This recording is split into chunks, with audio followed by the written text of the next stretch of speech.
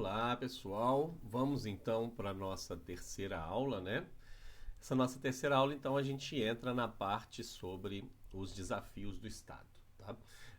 Pessoal, tem muitos pontos em comum com aquela live que eu fiz, tá? Se você estiver assistindo essa aula e você já assistiu aquela live, você vai perceber que esta primeira aula, em particular sobre os desafios do Estado do Direito, é praticamente a mesma coisa, tá?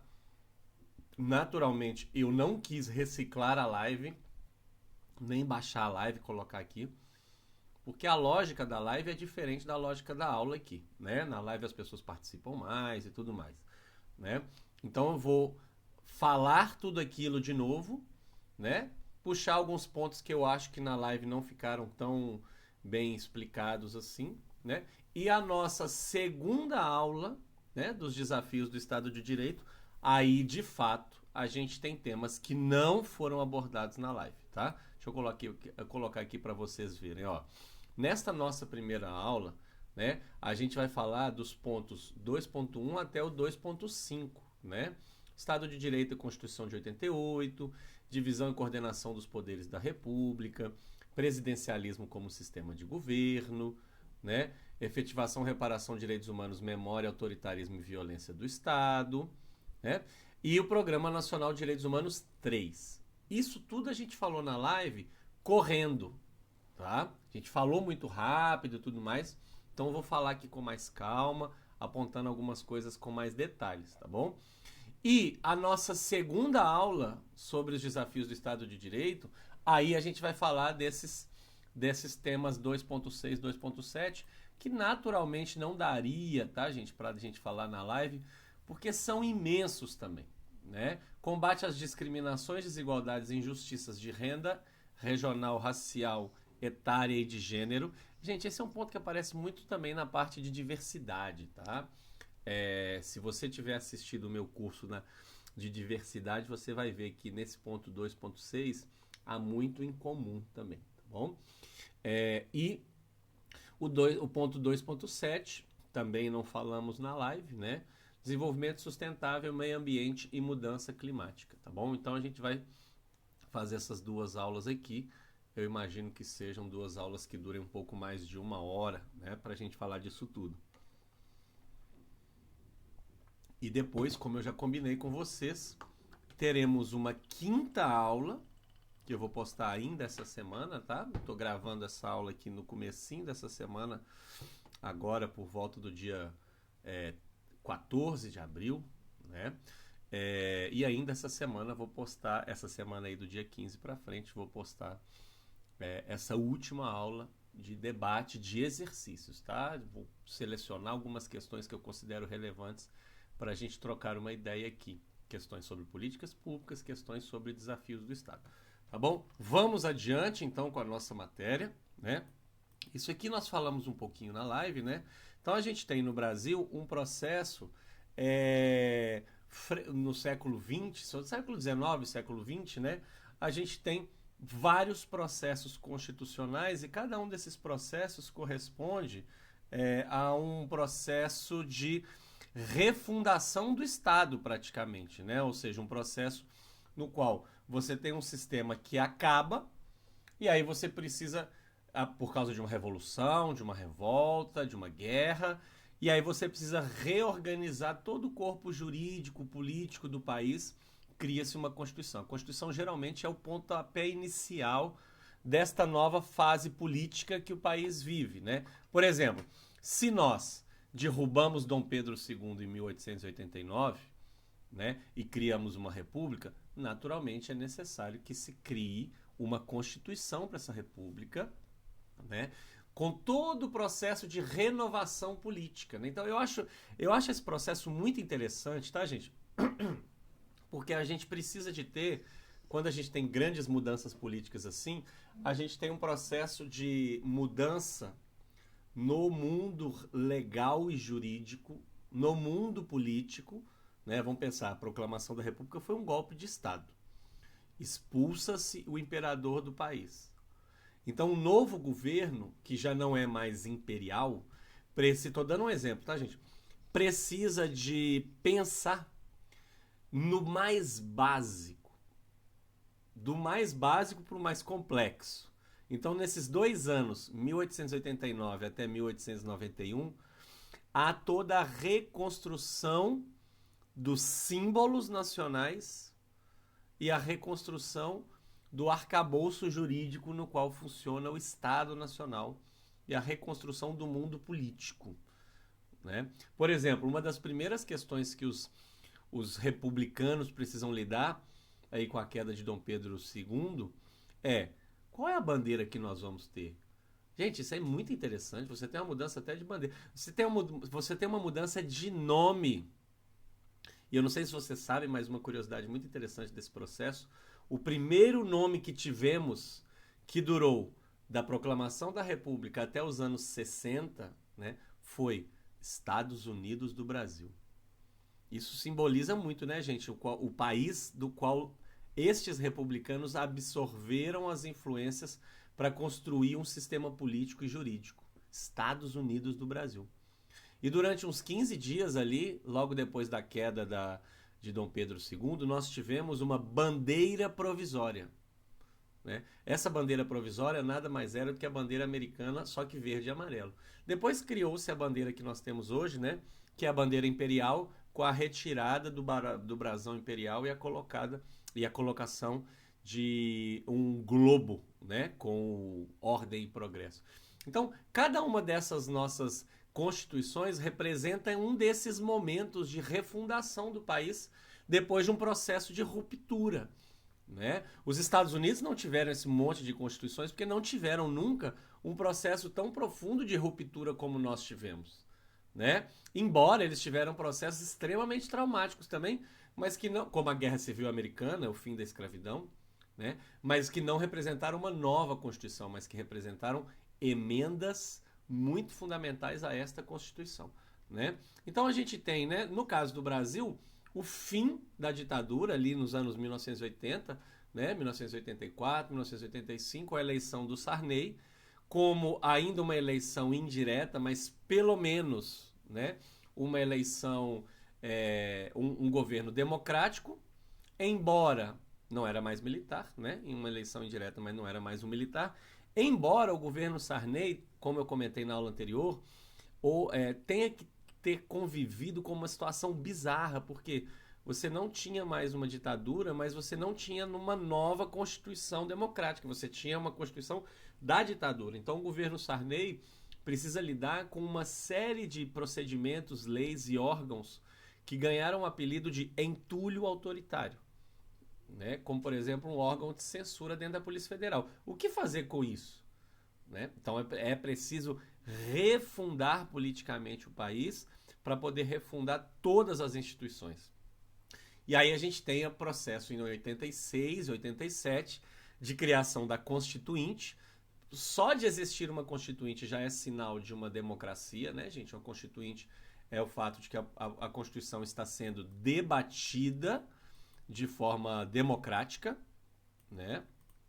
E a gente tem, então, uma série de grupos muito influentes, uma série de inspirações, né? Grupos sociais, o grupo das mulheres, os grupos feministas, os grupos sindicais, o grupo indígena, os grupos de pessoas que foram perseguidos na época da ditadura, né? Ao mesmo tempo, outros grupos como fazendeiros, industriais, militares, todo mundo ali no processo da Constituinte fazendo lobby para colocar e tirar coisas na Constituição.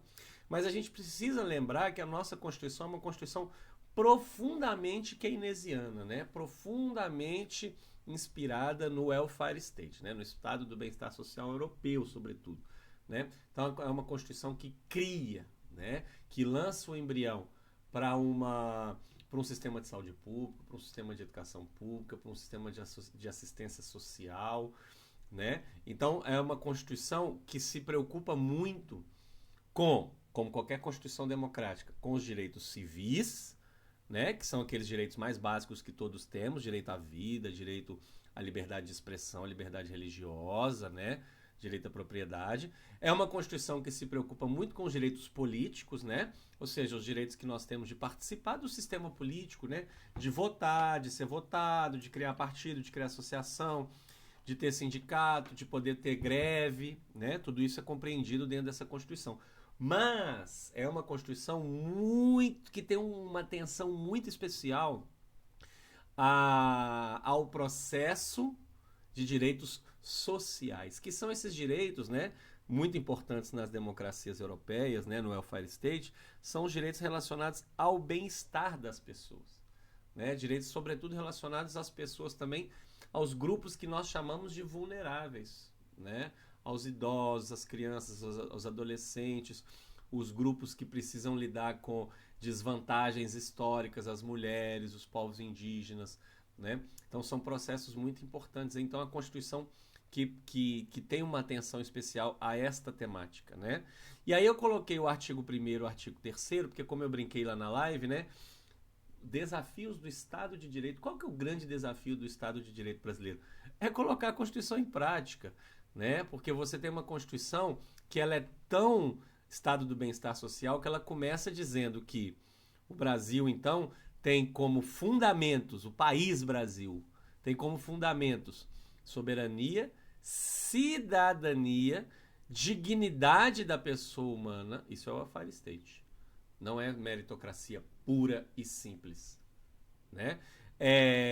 Valores sociais do trabalho, da livre iniciativa e pluralismo político, isso é democracia, né? E aí depois no artigo 3º, quais são os objetivos do Brasil enquanto país, né? Quais são os objetivos do Estado brasileiro?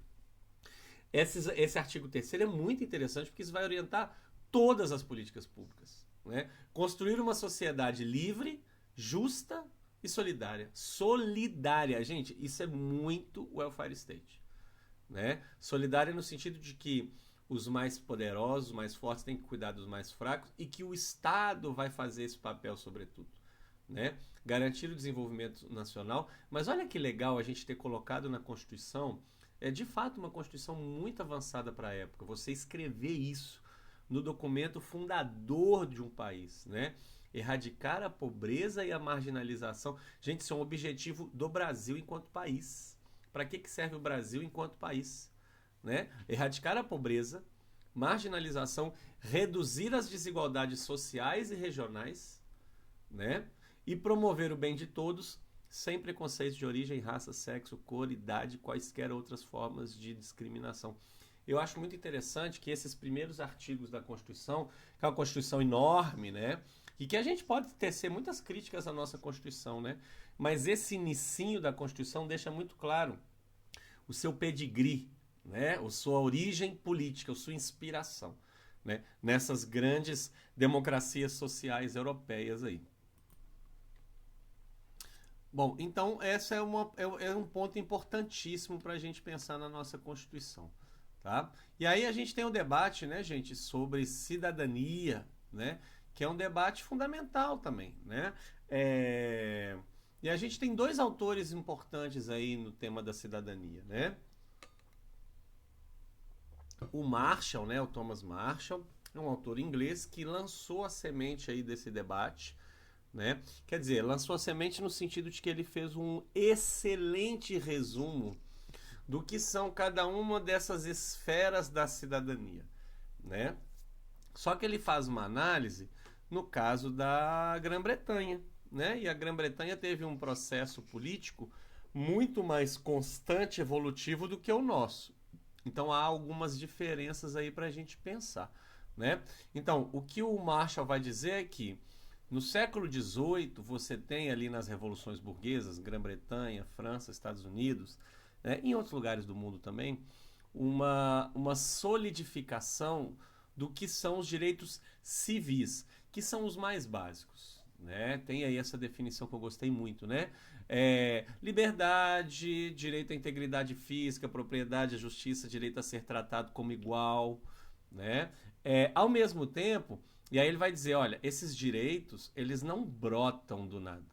No caso da Grã-Bretanha, que eu estou analisando, né? Eles vão nascer a partir da organização e da pressão popular que força o Estado britânico a cada século a dar concessões, né, para a participação das pessoas, para a evolução desse processo de cidadania. Então, com as revoluções burguesas, você tem um avanço dos direitos civis, mas os processos de participação política ainda são muito restritos.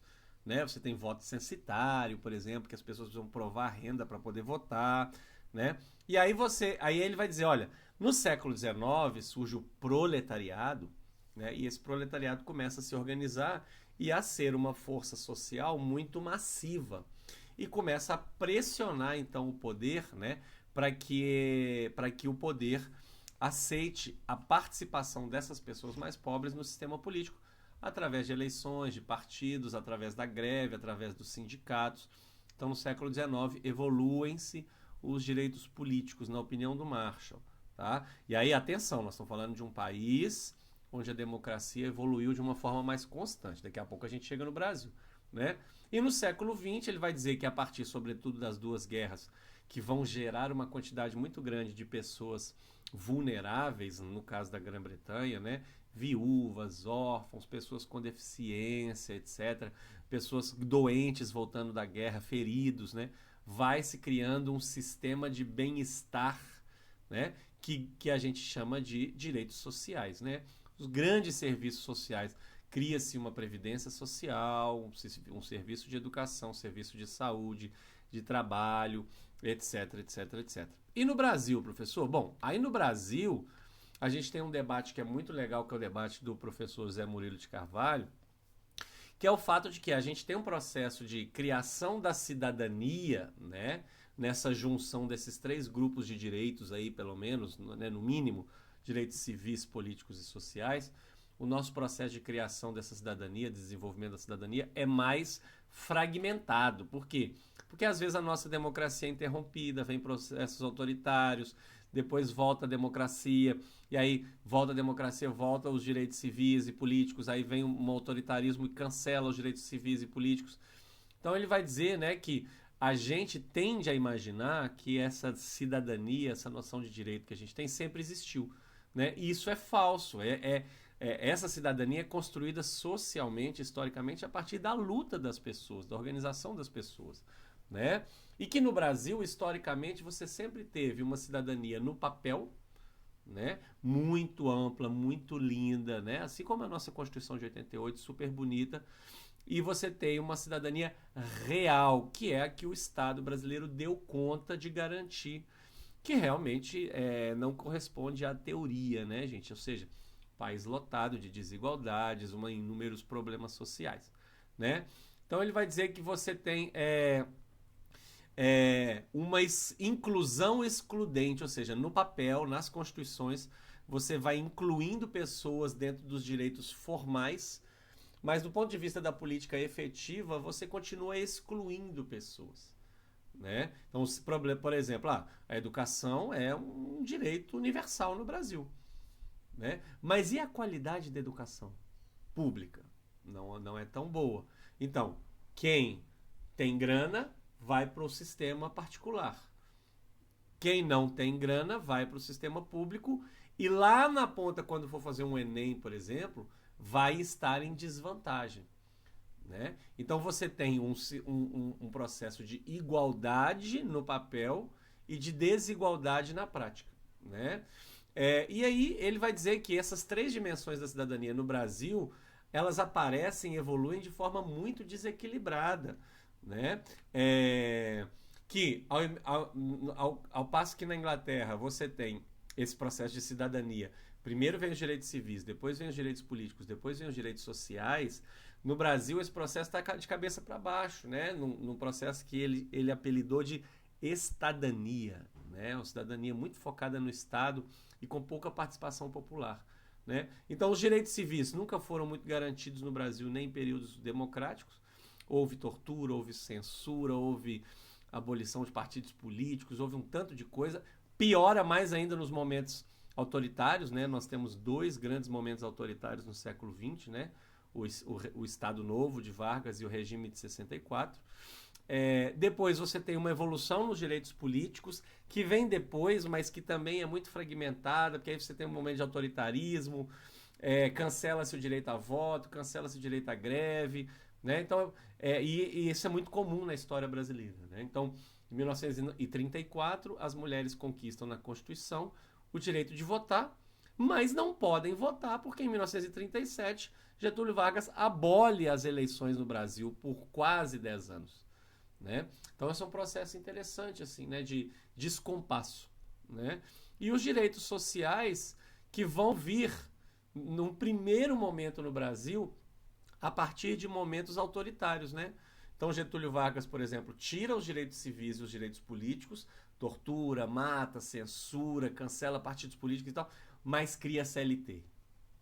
Né? Então você tem um processo que é de descompasso, né? Você tem retirada de direitos e concessão de outros direitos.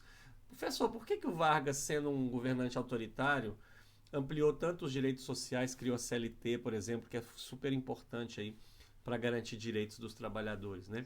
Porque na concepção da época, nos anos 30, via-se a CLT em modelos parecidos pelo mundo, né?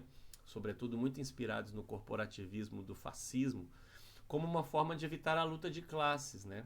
Então você garante direitos aos operários, mas você manda eles calarem a boca também, né? Então você encampa os sindicatos, cria sistemas de censura, prende e tal, ao mesmo tempo que amplia férias, amplia salário, amplia direitos, amplia segurança do trabalho, né? Então esse é um processo que acontece muito no Brasil e em outros países que tiveram esses momentos de populismo mais autoritário, né?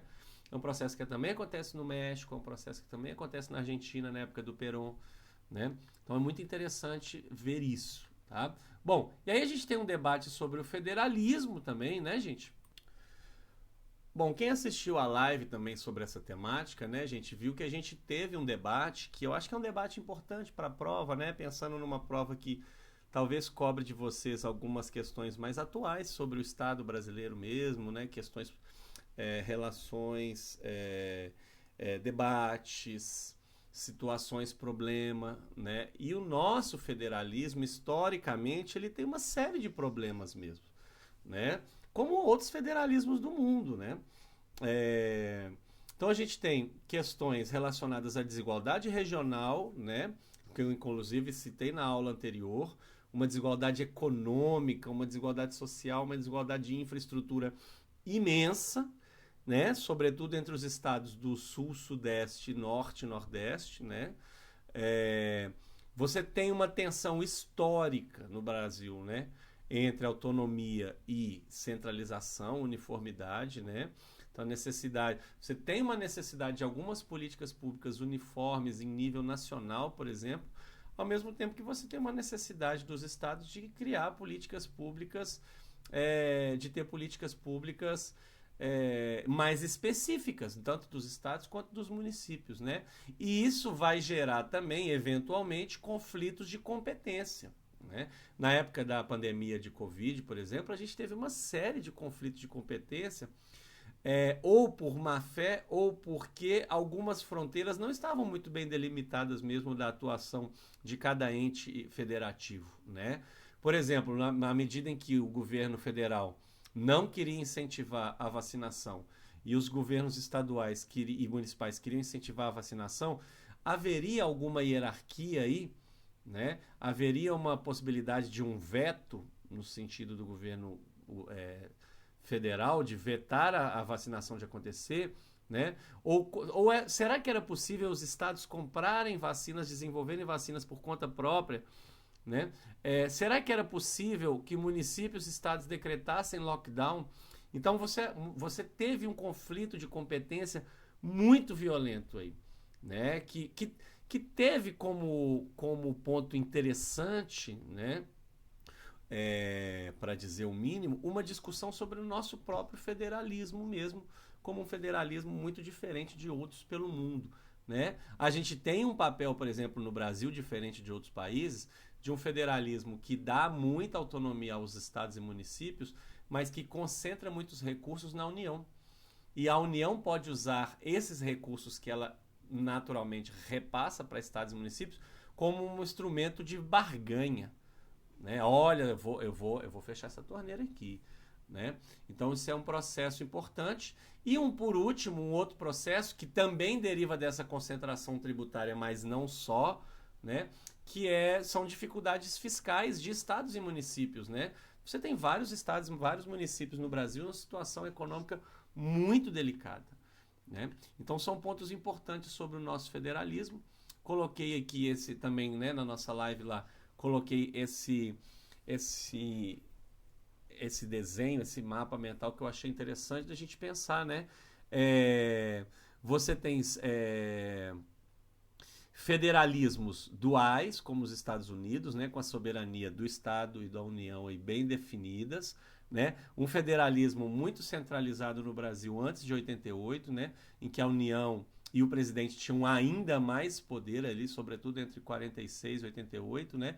E depois dessa nossa Constituição de 88, você tem um federalismo que tem muitos problemas, mas que propõe uma atuação mais cooperativa entre os entes federados, né? Depois a gente teve um processo de municipalismo, de criação, né, de muitos municípios e de ampliação da autonomia, né, dos municípios, né? E aí a gente tem um federalismo que é no papel simétrico, ou seja, todos os entes federados têm o mesmo valor, mas na prática a federação é profundamente assimétrica, né? Ou seja, você tem diferenças de tamanho, de estrutura, de infraestrutura, de recursos imensa, né? E aí o grande objetivo e talvez o grande desafio de uma federação seja exatamente você conseguir compatibilizar a autonomia dos entes federativos com a sua interdependência, né? E aí às vezes a gente pode ter disfuncionalidades nessa interdependência, né? Então às vezes você tem competição, como a guerra fiscal, né, entre os entes federativos, ao mesmo tempo que você pode ter cooperação, como no sistema do SUS, né? Então são processos muito interessantes para a gente pensar aí. Outro ponto bem legal da nossa matéria, né, gente, é que a gente falou um pouquinho também na live, é sobre as características do nosso presidencialismo, né? Então eu acho que para essa prova, em particular para a parte de conhecimentos gerais, olha como é que está escrito aí no edital, né? Presidencialismo como sistema de governo, eu não estudaria o presidencialismo de uma forma abstrata. Abstratamente a gente sabe o que é um presidencialismo, sobretudo quando a gente compara um presidencialismo com um parlamentarismo, né? Portugal é parlamentarismo. A Inglaterra, a Alemanha são parlamentaristas. Brasil, França, Estados Unidos, Argentina são presidencialismos. Então você compara e você percebe que o presidencialismo no mundo tem algumas características e que o presidente é um personagem mais central, enquanto no presidencialismo você tem outras características, né? O primeiro-ministro é um personagem mais central, geralmente o presidente ou o monarca é um personagem decorativo, né? Bom, até aí tudo bem, né? Mas eu acho que um ponto importante para a gente pensar é noções gerais, capacidades governativas e especificidades do caso brasileiro, né? Então, muito interessante porque aí a gente tem uma série de estudos no Brasil que colocaram como um apelido no nosso sistema presidencialista, em particular aqui neste país, de presidencialismo de coalizão. Coalizão que deriva do fato de que nós temos um sistema com muitos partidos políticos e que isso chega a ser disfuncional. Atualmente, se eu não me engano, a gente tem no Brasil 29 partidos políticos, né? Então você tem alguns problemas, né? Então o presidente é eleito, ele já é eleito com uma coalizão grande. Nesta coalizão ele chega ao poder e ele precisa formar uma maioria no Congresso, porque senão ele não vai fazer nada, né? Mas essa maioria no Congresso também é necessária em outros países, só que ela é formada de outras formas, né? Por exemplo, nos Estados Unidos você só tem 2 partidos em condições de disputa, né? Então vai ser muito mais fácil você formar essa maioria, governar com o seu partido, né? Na Alemanha você tem 5 partidos relevantes, então também vai ser mais tranquilo de você construir essa maioria, né? Agora no Brasil que você tem 29, dos quais 20 mais ou menos estão aí, um pouquinho menos talvez estão presentes no Congresso Nacional, então aí a gente já tem um problema. E para garantir essa maioria, você tem que construir um processo de negociação e trocas. Troca de recursos, troca de poderes, oportunidades, né, entre executivo e legislativo. Como que o executivo negocia essas trocas? Através dos seus ministérios, através do gabinete. Então, quando você vai montar o governo, isso serve para Lula, para Bolsonaro, para Fernando Henrique, qualquer um. Vai montar o gabinete, que é o conjunto de ministros, vai separar alguns ministérios para as bases parlamentares ficarem felizes, poderem ter acesso a esses recursos, né? O que é da democracia, tá, gente? Não necessariamente isso pressupõe corrupção, mas é uma estrutura que gera corrupção, mas não necessariamente pressupõe. Porque você tem essa troca de favores e de recursos em todos os países, né? O parlamento trocando votos em troca de recursos, várias coisas, mas você tem formas mais ou menos republicanas de fazer isso, né? E aí o equilíbrio é manter essa coalizão para manter a governabilidade, manter essa maioria no parlamento aí e conseguir efetivamente governar.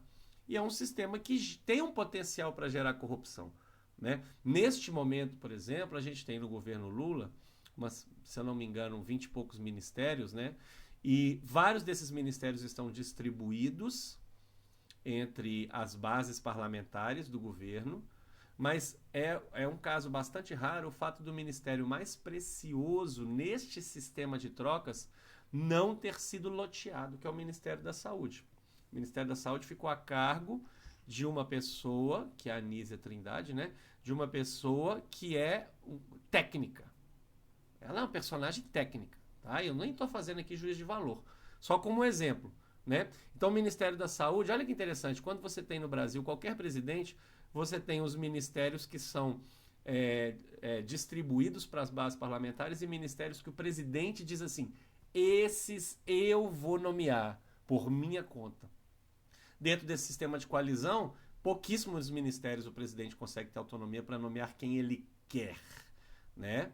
Então, no caso do Brasil, o Ministério da Saúde ficou aí na conta da presidência, que nomeou uma pessoa técnica para isso. Agora, como vocês que estão me assistindo, provavelmente estão assistindo o jornal também, até onde vai durar essa autonomia do Ministério da Saúde, que é o mais precioso, porque é o que mais concentra recursos para serem distribuídos aí, né? E isso a gente já falou também em outros cursos, mesmo o Ministério da Saúde tendo uma gerência mais técnica, você tem uma parte da verba de custeio e investimento da saúde que é controlada pelo parlamento. E o parlamento já usa essa parte da verba para interesses políticos, o que vai num contrassenso da política pública, que deveria ser o quê? Racionalmente pensada o tempo inteiro, né, gente? Então, esse é um processo aí bastante delicado aí para a gente pensar, né? O debate sobre as emendas parlamentares. A gente falou isso no nosso curso do Eixo 2, né? Bom, e por fim, a gente tem o debate, né, que a gente também comentou, né, na nossa live, sobre efetivação e reparação dos direitos humanos, né? E aí, especificamente, o edital está falando sobre como a gente, enquanto democracia, lida com o passado autoritário, né? Como é que o Estado brasileiro garante a efetivação dos direitos humanos, né? A implementação prática desses direitos, assegurando que as pessoas tenham acesso a esses direitos? Direito à liberdade religiosa, por exemplo, como é que vai no Brasil? Todo mundo tem liberdade religiosa? Né? A gente tem notícias semanais de ataques, por exemplo, a templos religiosos de religião de matriz africana. Então o Estado está falhando em garantir este direito humano, que é o de liberdade religiosa, né? Segurança pública, como é que vai? Né? Educação pública, como é que vai? Então você tem uma série de direitos humanos aí, alguns a gente consegue efetivar e garantir um pouco melhor, outros um pouco pior, né? E no caso das violações de direitos humanos, sobretudo nos períodos autoritários, a gente tem o desafio de reparar este dano para as famílias, para as pessoas que sofreram, né? Coloquei essa fotografia que estava lá na live também, do caso que ficou conhecido como a Vala de Perus, né? O cemitério aqui em São Paulo, de Perus, aqui na zona norte de São Paulo, já saindo da cidade, descobriu-se no início dos anos 90 uma vala comum com quase 1000 ossadas, né? toda sem identificação, e sabe-se, né? E aí nesses últimos 30 anos foi se identificando muita coisa, sabe-se que era um local que a ditadura utilizava para desovar cadáveres aí de opositores políticos, etc., né? Pessoas que foram assassinadas por esquadrões da morte. Então como é que você repara isso? Né? E como é que você cria e sustenta a memória, né? Vai fazer um memorial, vai fazer um museu, vai colocar esse debate dentro do currículo escolar, né? Como você garante para a sociedade atual um processo de memória? Que não é tão simples assim, tá, gente? Ensinar as futuras gerações o que aconteceu no passado. Né? A gente tem uma dificuldade muito grande de construir um processo de políticas públicas de memória no Brasil. Essa é uma dificuldade que a gente tem. Né? Em particular nos períodos autoritários, quando eu dei essa live, alguém alguém botou nos comentários lá que achava muito interessante o fato de que Vargas era conhecido apenas pela parte boa do seu governo, né? Do CLT, da industrialização do Brasil, da nossa presença na Segunda Guerra Mundial, o fato que nós combatemos lá o nazismo na Itália, né? Várias coisas interessantes. E o fato de que esse caráter da censura, da tortura, do desaparecimento, da colaboração do regime de Vargas com o sistema nazista também antes da guerra, nada disso aparece mais. Né? E aí eu respondi no dia da live que é sinal de que a nossa memória e a construção da nossa memória enquanto sociedade falhou. Falhou, não conseguimos construir uma memória que fosse crítica desse período. Né? Então isso é um ponto importante aí para a gente pensar sempre. E aí no caso das reparações, a gente tem alguns exemplos interessantes. Botei aqui até a foto da Transamazônica, né, gente? Uma foto da Transamazônica, porque é um tema ainda pouco discutido, a quantidade de violações de direitos humanos que aconteceram na construção dessa obra aí, e nunca houve uma investigação sistemática sobre os grupos que foram atingidos, sobretudo grupos indígenas, né? Há pouco tempo atrás eu li um livro excelente sobre esse tema, chamado Os Fuzis e as Flechas, né? Fala um pouco sobre a questão indígena da ditadura militar e tem um capítulo sobre a Transamazônica, né? Então a gente tem aí uma série, né, de eventos do passado autoritário do Brasil que a gente sequer começou a discutir.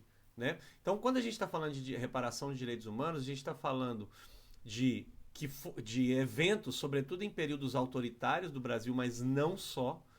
Né? Porque a gente pode falar, por exemplo, do desastre de Brumadinho, de Mariana, né?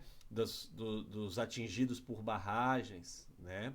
Ou daquelas pessoas, e isso é uma coisa que eu não sabia, né? Achei muito interessante, afetadas por uma segregação quase obrigatória no caso da hanseníase, né? São pessoas que têm um direito, pessoas familiares que têm o direito a uma reparação hoje em dia, né?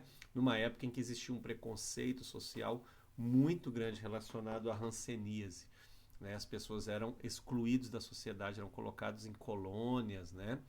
Então tem uma série de eventos em que a gente pode trabalhar com a reparação dos direitos humanos e também com memória.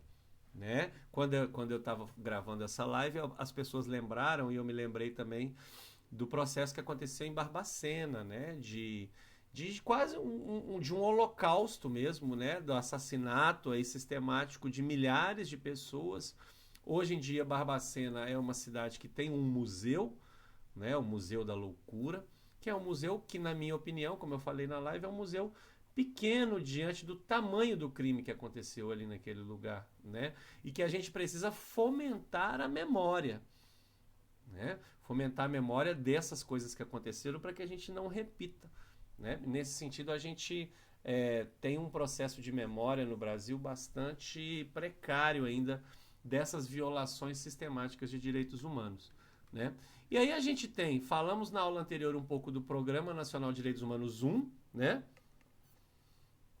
Depois a gente tem o 2, ainda no governo Fernando Henrique, que evolui muito aqueles pontos que tem no 1, né? Avança bastante.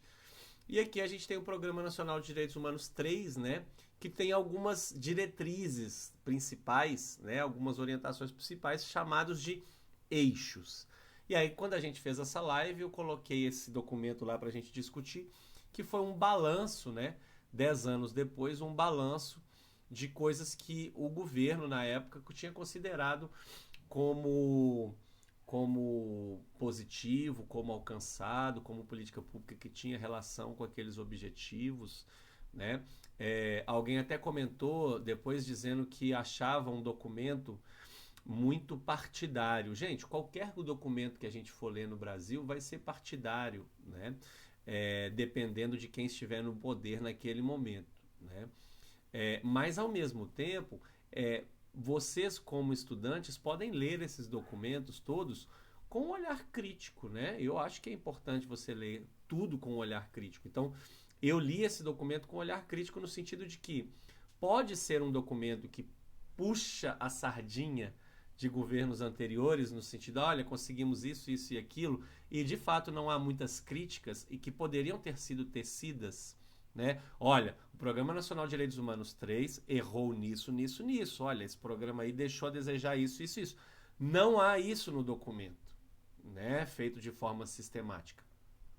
Mas, ao mesmo tempo, apesar desse viés, que é comum em qualquer governo, a gente tem um documento que nos indica algumas políticas públicas que se relacionam com esses 6 eixos aí do PNDH3. Então, por si só, é um documento interessante por causa disso, né? Você ser capaz, para uma prova dessa, de identificar quais são as políticas públicas que se relacionam ao ponto A, ao ponto B, ao eixo 3, ao eixo 4, né? Então, a gente tem aí 6 grandes eixos de orientações estratégicas que foram criadas aí neste documento, que é um documento inspirado em todos esses tratados que nós assinamos lá fora e que foram evoluindo aqui no Brasil no PNDH 1, 2 e aí o 3, né? Que é basicamente orientações sobre a interação democrática entre Estado e sociedade civil, orientações, né, diretrizes sobre desenvolvimento e direitos humanos, né? Porque é sempre um desafio você desenvolver o país e respeitar os direitos humanos. A Transamazônica, na época, o argumento era: precisamos desenvolver o país. A construção da usina de Itaipu, o argumento era: precisamos desenvolver o país. A construção de Belo Monte era: precisamos desenvolver o país. E você desenvolve economicamente, mas você tem um custo ambiental e social muito grandes, né? Então, preciso pensar nisso. Gente, é um desafio, né? Não é simples, né, para nenhum estado no mundo conseguir promover esse desenvolvimento de forma sustentável, né? Depois, universalização dos direitos em contextos de desigualdades, né? Segurança pública, acesso à justiça e combate à violência. Educação e cultura em direitos humanos e direito à memória e à verdade, nesse sentido diretamente relacionado ao período autoritário, sobretudo, né? E aí, lá na live, eu coloquei, né, não vamos ler aqui tudo, mas eu coloquei algumas políticas públicas que se relacionam com todos os eixos, né? Por exemplo, interação democrática entre Estado e direito civil, você tem a criação do próprio Ministério de Direitos Humanos, que vai organizar, vai pensar nesse assunto, né? Ratificação de tratados internacionais, né? Depois, desenvolvimento de direitos humanos, você tem Luz para Todos, grupo de trabalho com os movimentos de atingidos por barragens, o Bolsa Família em si também, né? Universalização dos direitos em contexto de desigualdade. Então, nós temos um contexto no Brasil constante de desigualdade e você procura universalizar direitos. Então, você tem a questão do registro civil, da segurança alimentar, cotas, né, o programa de erradicação do trabalho escravo, a criação da lista suja do trabalho escravo, né? Uma série aí de pontos extremamente importantes, né, relacionados a esses grupos mais vulneráveis, né? No caso da segurança pública também, a gente tem uma série de políticas públicas relacionadas a esse eixo de segurança pública, né? A Rede Nacional de Enfrentamento ao Tráfico de Pessoas, Central de Atendimento à Mulher, mesmo o desenvolvimento, né, gente, da Lei Maria da Penha. Lei Maria da Penha é um arcabouço jurídico, mas você precisa colocar em prática isso, você precisa criar organizações, né, para garantir o cumprimento da lei, né? De que adianta você, por exemplo, criar uma lei e não criar delegacias especializadas nisso, né? Então foi um processo de evolução que a gente tem no Brasil, né? No caso da educação e cultura em direitos humanos, né, eu citei com muito carinho lá na nossa live, né, o debate sobre cultura, sobre a lei de cultura afro-brasileira e africana, que é a Lei 10.639, que é uma lei que eu acompanho desde a sua criação e da sua implementação nas escolas brasileiras e das dificuldades de implementação disso também, porque não é simples, né? Tem escola que se nega, tem escola que finge que faz o que a lei pede, né? Tem professores que sabotam, né? O que essa lei diz? Bom, direitos, educação e cultura em direitos humanos. Esse é o eixo, é a orientação. Então tem uma série de orientações lá no Programa Nacional de Direitos Humanos que a gente não vai ler aqui, né? Então você tem lá a lei de ensino, história e cultura afro-brasileira e africana, a lei 10.639, diz que todas as escolas precisam ensinar, criar disciplinas ou colocar dentro das disciplinas que já existem o debate sobre cultura e história afro-brasileira e africana, né? Isso se traduz em materiais didáticos, formação de professor, aula, avaliações, festividades dentro da escola, né? Então é uma política pública que se traduz na realidade das pessoas a partir de uma diretriz, né? E por fim, o direito à memória e à verdade, né? A gente criou, ela trabalhou e foi encerrada, né? A Comissão Nacional da Verdade, a Comissão da Anistia, que é permanente, né? O grupo de trabalho Perus, que é o grupo responsável por identificar essas ossadas no cemitério, né? E uma série de processos relacionados aí com a memória deste período autoritário, tá? Então, gente, nessa primeira aula nossa aqui sobre os desafios do Estado de Direito, nós falamos praticamente tudo que falamos naquela live ali, né? Puxei algumas coisas, alguns pontos, né, que eu acho que são importantes de você relembrar. Se você não assistiu a live e quiser rever esses temas, né, revisar, dê uma olhada, tá no YouTube, né? Se você já assistiu, você percebeu que essa primeira aula a gente passou muitos naqueles temas que estão ali presentes, tá? E eu vou trazer algumas questões na nossa quinta aula para discutir, né? Questões que não estão presentes naquela live, mas para discutir, para não repetir, né? Para quem já assistiu, para discutir questões que podem versar sobre essa temática na nossa prova, tá? Agora, nesta segunda aula posterior, a gente vai, então, discutir temas que não foram discutidos nessa live, que também tem a ver com os desafios do Estado de Direito no Brasil, tá bom? Então, encontro vocês na nossa próxima aula. Tudo de bom, bons estudos.